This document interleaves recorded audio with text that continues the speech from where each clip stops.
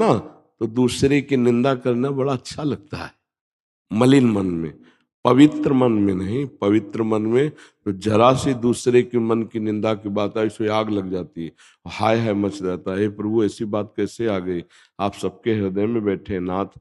हाँ, मायाकृत उनसे दोष हो सकता है, तो हम कौन होते हैं?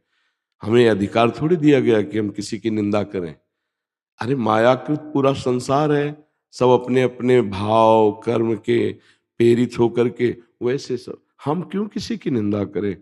पर निंदा के किए ते आवत नहीं कछु हाथ, मूरख पर्वत पाप को ले चल अपने साथ। दूसरे की निंदा करने से हाथ कुछ लगता नहीं, और जिसकी निंदा की जाती है उसका पाप अपने माथे पे लेके नरक जाना पड़ता है। हम क्यों पाप करें?